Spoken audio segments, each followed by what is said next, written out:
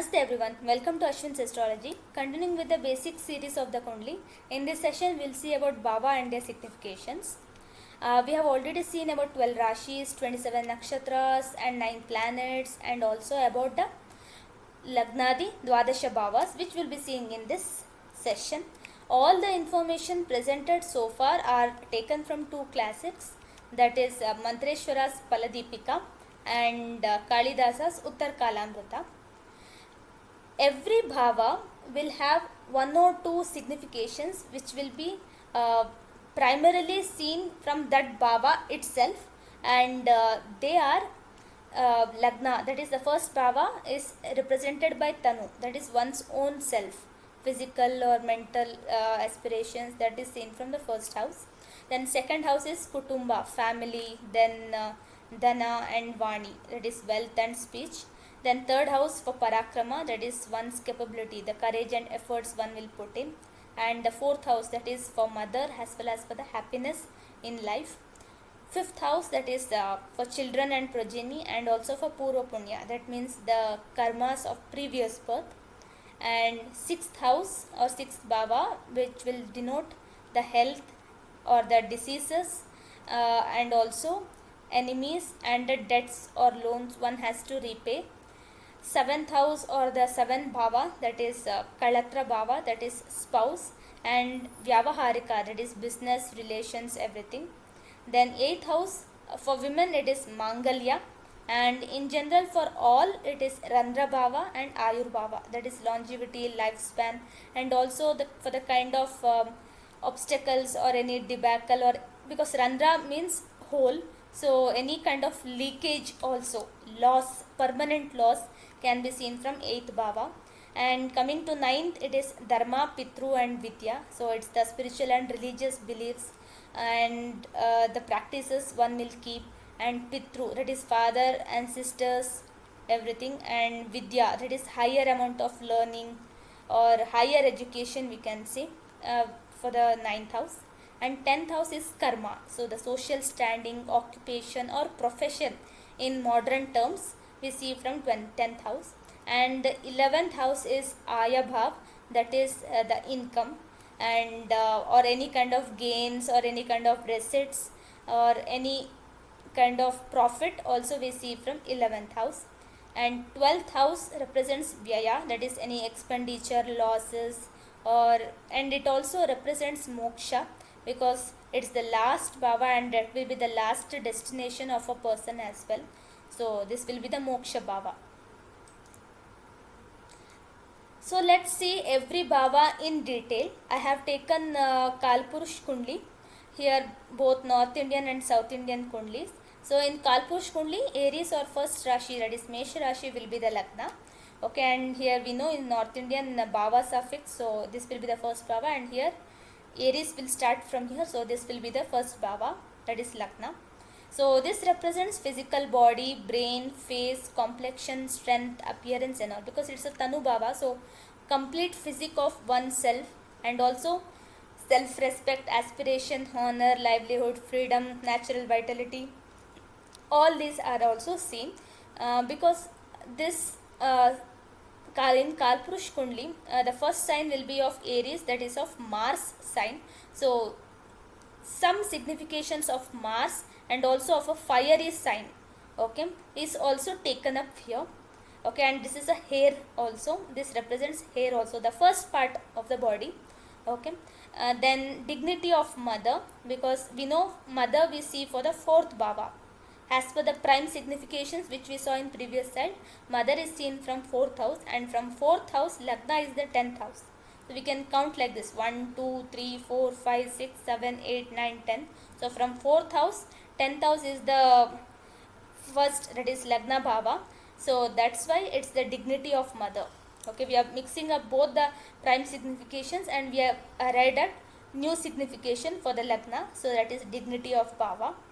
And previous life wisdom as well, because 5th house represents for intelligence, wisdom and all, and from 5th house Lagna is the 9th house, and we have seen that 9th house represents the previous births, so that's why from 5th house The first bhava will be coming in ninth, so that's why it's a previous life wisdom.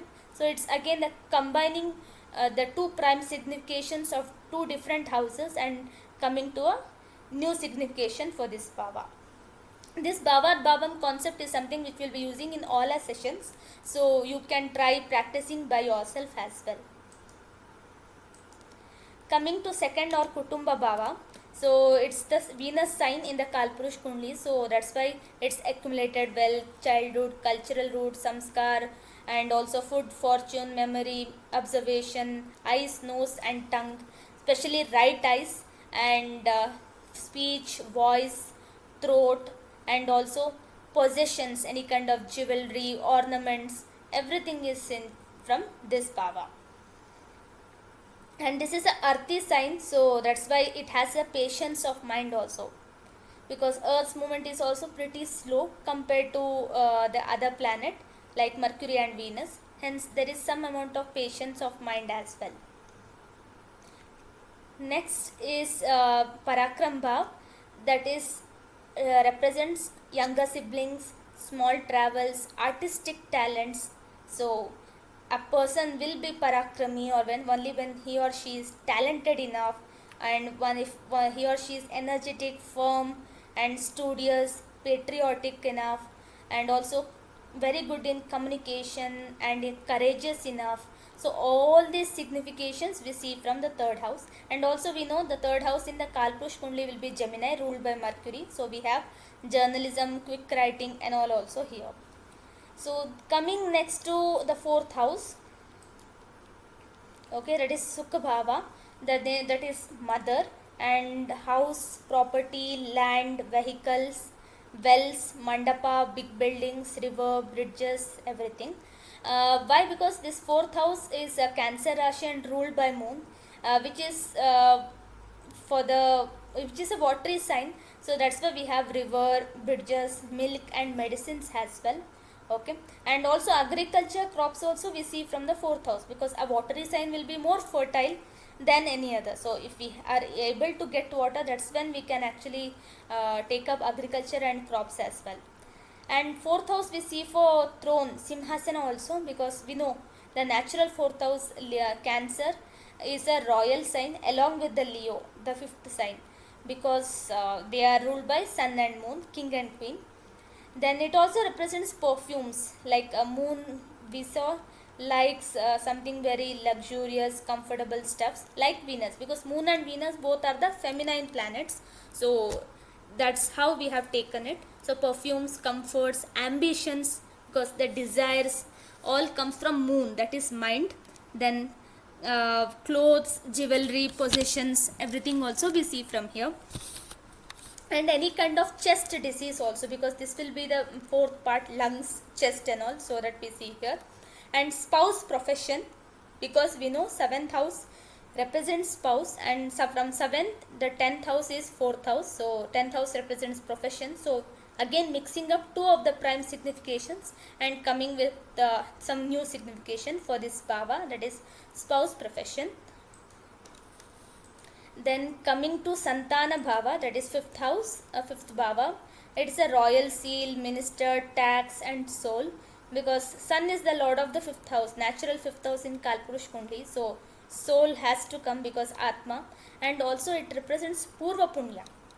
So that's a very important signification, and it's the natural Trikona house also, 159. If we remember the first session, so it's a Lakshmi Sthan, so definitely it will have fortune also, and also the kind of morality, dignity, because Sun represents that, and also knowledge, wisdom, mantra, intellect, intuition, occult knowledge also we see from fifth house. And also fifth house being the house of emotions, we see for the love affairs also, and also for the fame, and for grandfather, and for the fortune, and kavya, prabandha compositions. Okay, from third house, it is the third house. So third house we see for the quick writing, journalism and all. Okay, for any kind of writing, literature and all, literary activities. And from third house, this is the third house, as per the Bhavat Bhavam concept, so it will be seen for Kavya, Prabandha compositions as well.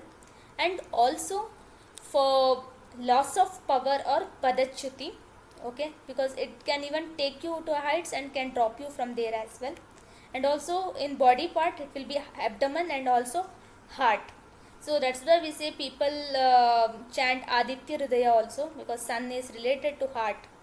Then upasana or any kind of sadhana, any kind of vrata, puja, japa one like to do. So fifth house significations comes into picture. And also the lottery, because from ninth house, which is the house of fortune, Bhagya Bhava, it will be the ninth house. So ninth from ninth is fifth house. So again we can see for lottery and luck as well. Okay, and also knowledge of scriptures, everything, because it's also ninth from ninth education. So we see here as well. Coming next to the sixth house, that is Roga, Rina and Ripu, maternal uncles and cousins, and enchanting past birth relations and all. Because from fourth house, it is the third house, so maternal uncle, that is because from mother it is the sibling, so maternal uncle. And for any kind of sports, for competitions, everything, because from third house it will be the fourth house. So like this we have to mix up, we have to see from different angles to know what it could be.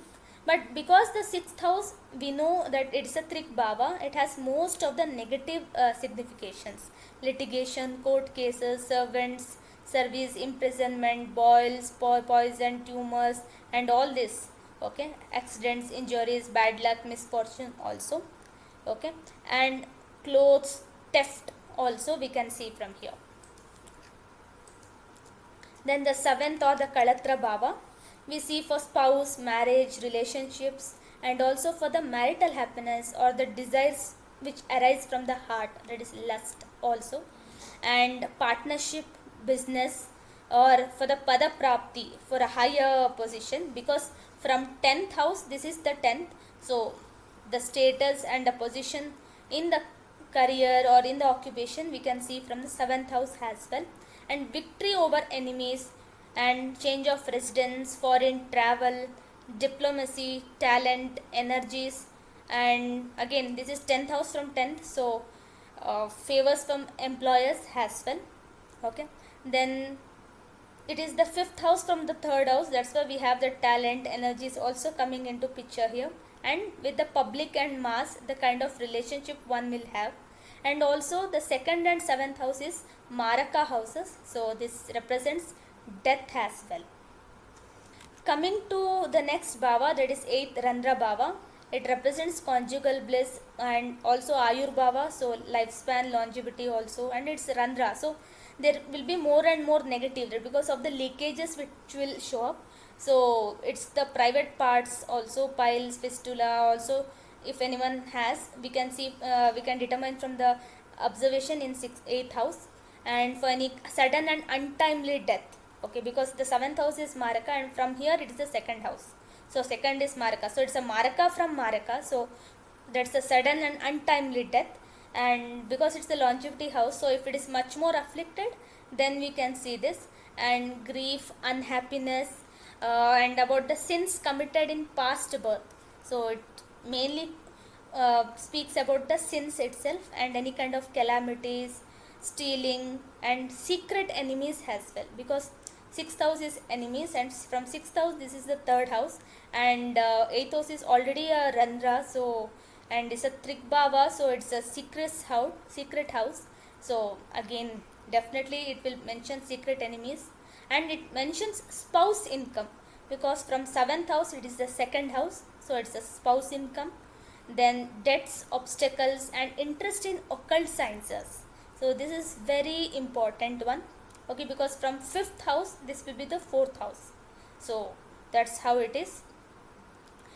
Coming to next, that is the 9th house, it is the Dharma Bhava, so we know it is the Lakshmi Sthan again, so fortune, luck, wealth, prosperity definitely. And it is the 5th from 5th, so definitely education and grandchildren, children, so definitely, and high family, previous births as we mentioned before, and it is intuition, because 5th house is also intuition and is also under 4 thoughts. And for the spiritual practices, sympathy, godliness, and places of worship, because ninth house is the Dharma Bhava, and this is in Kalpurush Kundli is ruled by Jupiter, who is the Dharma Karaka. So obviously we have to see about all about spiritual and father, guru, preceptors as well. Okay, then its leadership, long journeys, foreign travels, settlement, and because it's education, prime education house, metaphysical studies, law, philosophy, literature, everything, and it represents imagination as well.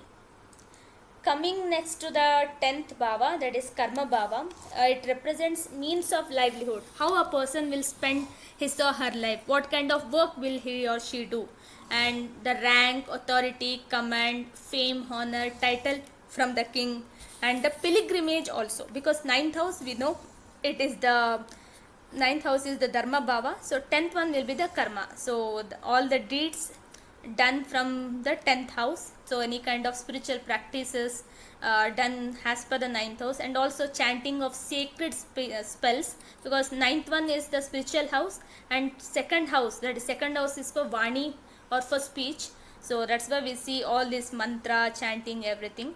And also adopted son, so this is something very unique one, because from 5th house it will be the 6th house, so some rina could be there, so that's why they will go for adoption.